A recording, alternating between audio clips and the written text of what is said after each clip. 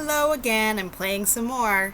This time, my kids are taking a little break. Lunch is cooking in the oven, so I thought I'll use this time really quick to work on some art for my big boy. He likes nature and things like that. So I got a couple things out of a magazine that he has, some deer, and I'm just gonna use my acrylic paints and my gouache paints to paint the background. So I just glued them on some canvases that I got two for $1 at the dollar store. And I just keep all my paints in the bin, little cardboard box. I have an old jar, that's my water jar. Got one, I don't even care, just one paintbrush. And for instead of a sponge, I just have an old flannel piece of paper, piece of shirt. So I just, after I wash off my brush, I just dab it on here a little bit to get some of that moisture out, unless I want to blend it. And I'll let you see what I'm doing. So I like to put my paint right on the canvas. So right now, and then for this particular technique, I'm probably not even going to be washing my brush.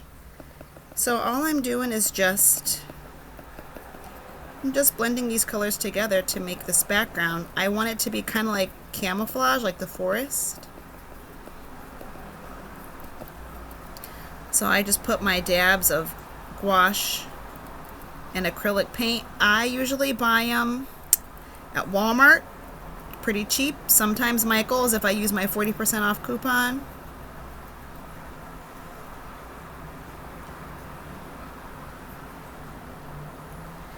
And to glue these on, I used Mod Podge. I put it on the whole canvas first, and then I laid down the book pages, and then I covered them all over with Mod Podge again. We went, ran an errand, came back, dry, ready. When you get Mod Podge too, you can get matte, where it comes out flat, or glossy. This is matte, but I actually normally prefer glossy. And you don't have to use that if you don't have that. You could use just good old white school glue, Elmer's glue. You could mix a little water with it, or to make it, smoother, or you don't have to.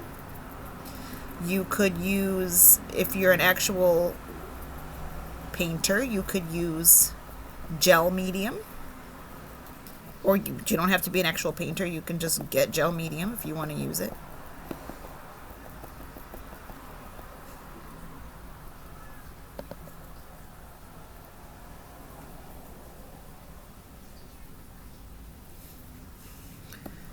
I don't really like having that line sitting there. I want it to have texture all the way.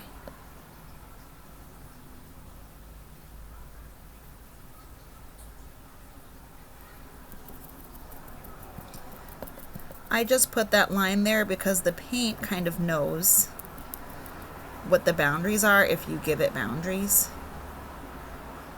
Crayon's the same way.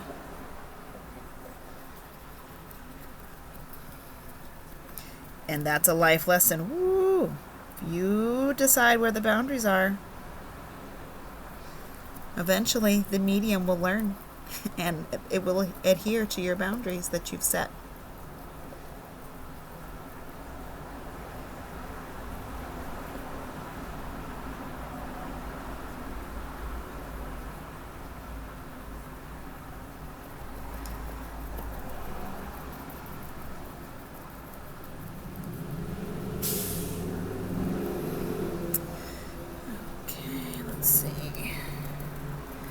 See, I didn't even rinse, I just kept, I like that brown. I like the multi-dimensions of the colors in there.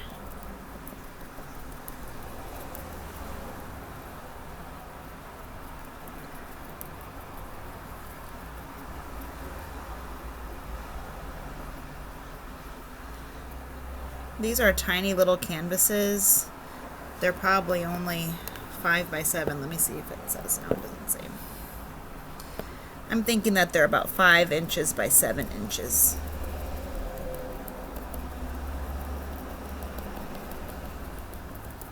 I like canvas because it mixes the color really well. These ones are already pulled and treated.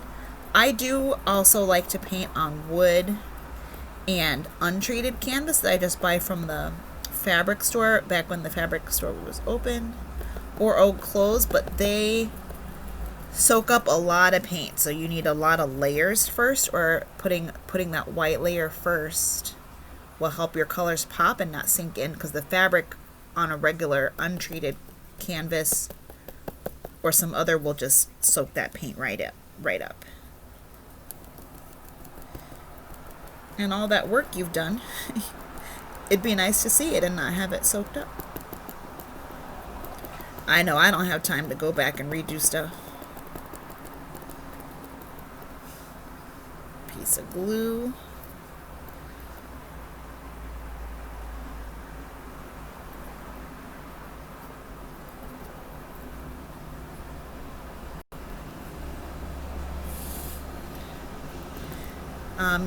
I am using acrylic brush, but you could use foam brushes if you want.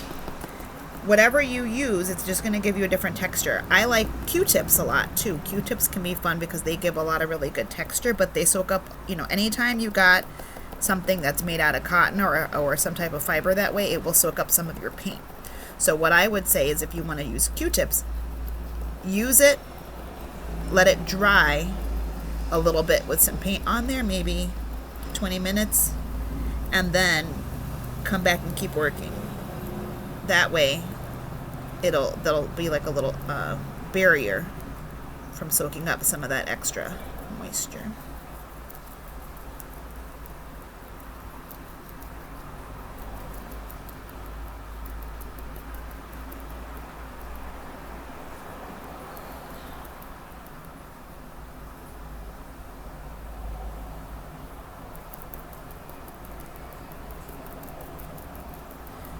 I get my little inner Bob Ross going. I can imagine that I hear whatever birds might be around in the woods where this guy lives.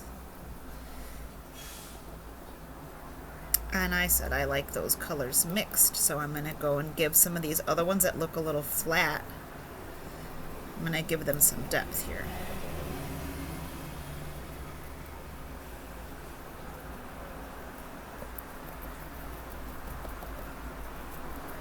Blend out some of these edges because I don't really want hard edges. And that's all.